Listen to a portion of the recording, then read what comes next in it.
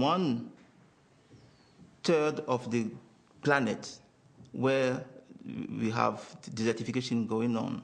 According to the forecast, by 2080, the vast majority of that area will lose by 50% the productivity of the soil. And at the same time, the need for food is increasing. As a matter of fact, by 2030, we need to increase our food production by 50%. And at the same time, the fertility of the land is being reduced due to the combined effect of climate change and mismanagement of the land and the soil. And the percentage of land available is also shrinking. Loss of soil productivity is leading to a global degradation of the land and is bringing population to migrate.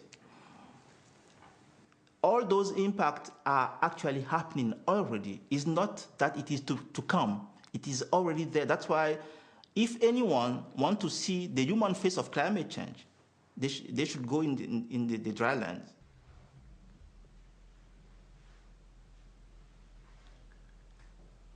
Women striving to feed their children, and eating not 3 times a day, but 1 time a day, sometimes 1 time every 2 days, and ending by taking their children and migrating to the nearest city and to the nearest continent. And most of the time, the nearest continent is Europe.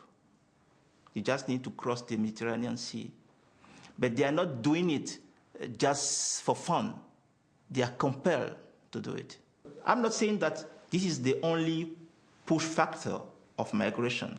But if you trace migration, you will see that this is one of the major pull factors. It is called environmentally induced migration. And the forecasts are saying that in the 10 years to come, we may see more environmentally induced migrants, up to 50 million and even more. Some are saying 250 million.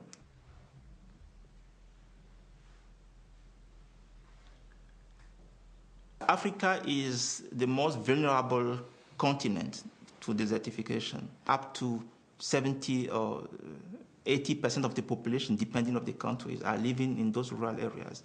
They depend on the productivity of the land and the soil. The ecosystem of the land being depleted is entrenching people in poverty.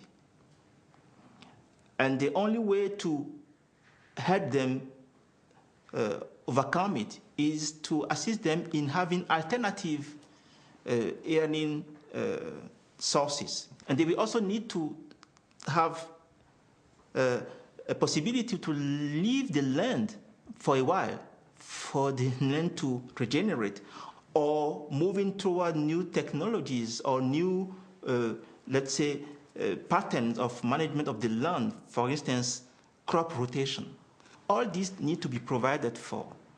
And if we don't, it is just a kind of downward spiral.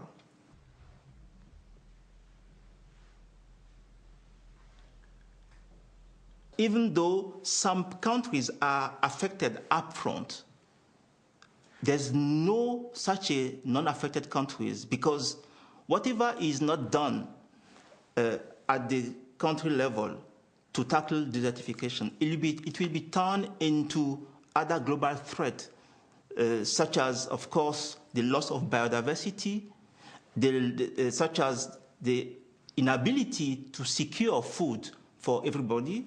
And furthermore, it will be turned into the worsened status of the climate, because we know that both are so combined in their nature and in how they feed each other in a kind of downward spiral.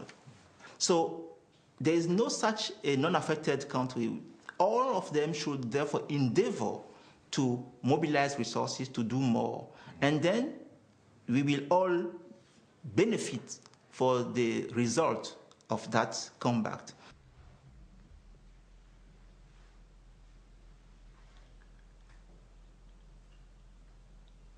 It is a bottom-up approach, and the bottom-up approach is enshrined, in fact, in the convention. It is the label of this convention to be bottom-up. There are countless success stories occurring at the community level, at the grassroots level. The challenge, therefore, is not knowing what works. The challenge is to scale up what we know that is working at so many levels, and to scale out, to also implement elsewhere what is working. That is the challenge.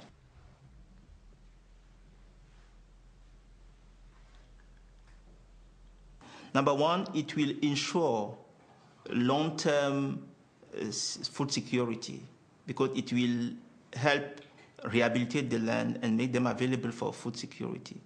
It will also ensure adaptation to climate change, because it will help at those levels to ensure that people living there will have enough water, enough land and productive land for their own livelihood. It will therefore provide more biodiversity being therefore conserved, because when the land is degraded, we lose the biodiversity of that land. Furthermore, investing in combating desertification will also help avoid environmentally induced migration. And we know nowadays that the majority of the violent conflict in the world are occurring in the drylands. It means that the scarcity of water, the scarcity of productive land are actually fueling conflict and making those areas being conflict prone. So for not only food security, but just for basic human peace and human security, we need to invest in combating desertification.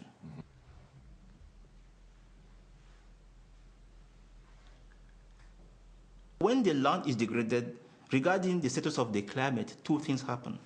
When the land is degraded, we lose the land cover, we lose the forest, we lose our ability to fix the CO2 or the carbon from the atmosphere. At the same time, when the land is degraded, the soil, the topsoil, is made of organic carbon. It means that carbon in the soil is a commodity. So when the land is degraded, that carbon is released into the atmosphere. So here we are with a land being degraded, worsening the status of the climate. And when the climate is further degraded, we have more drought, as we can see, including nowadays prolonged drought in Africa, in Asia as well, in India, as in China, as in Argentina, in Australia. We can witness it if you ask people living in Greece. They will even in Spain, they will tell you. In the southern of France, they will tell you. So those are two faces of the same coin: climate change and the land degradation.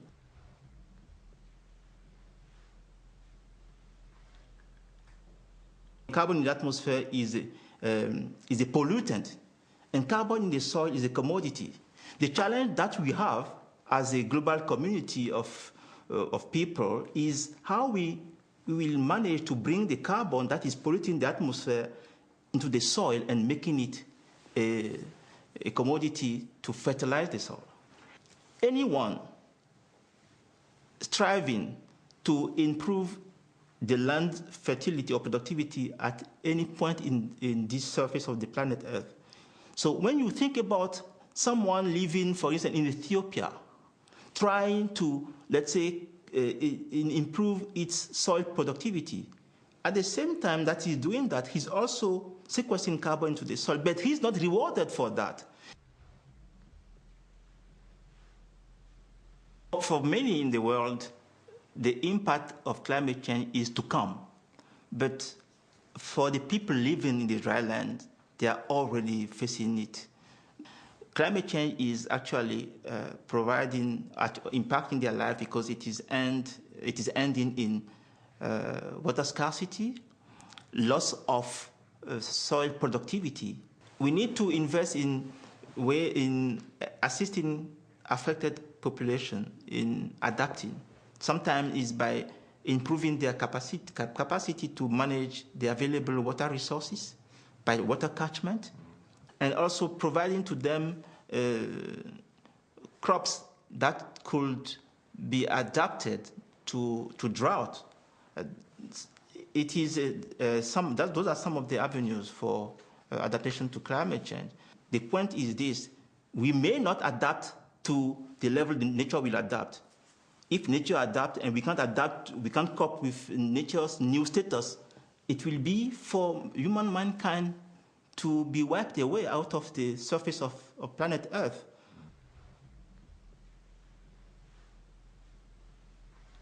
In early 70s, there have been prolonged droughts, specifically in Africa. And this has plagued the region, and hundreds of thousands of people died. And the international community felt the need to take action. Then there have been a process to have a specific convention to combat desertification. And the decision has been taken during the Rio Summit in 1992. That's how we end up having what we call the Rio Convention: Climate Change Convention, Biodiversity Convention, and Desertification Convention. And that convention has been drafted and open for signature on the 17th of June, 1994, and entered into force in 1996. And nowadays, we have 193 parties, going 94, even 95 very soon, who ratified the convention. Amazingly, it is the largest ratified convention among the Rio Convention, but it is still, let's say, underfunded. It is calling for more action.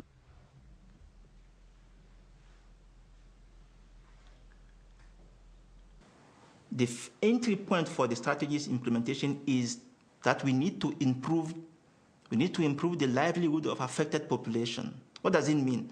That we need to tackle poverty, and therefore to ensure that tackling poverty will help alleviate the pressure on the capacity of the ecosystem. The second strategic objective is to improve the conditions of affected ecosystem. You are generating benefit for biodiversity conservation as well as climate change issue. And the third avenue is a kind of consequence of the two previous ones, is to generate global benefit, such as, of course, food security, but also improve status of the ecosystem and the atmosphere, and biodiversity conservation, and on and on. The last strategic objective is a kind of call for all parties to mobilize resources through effective partnership. What does it mean? That, in fact, all should really feel concerned, affected, and join force, therefore, in tackling desertification.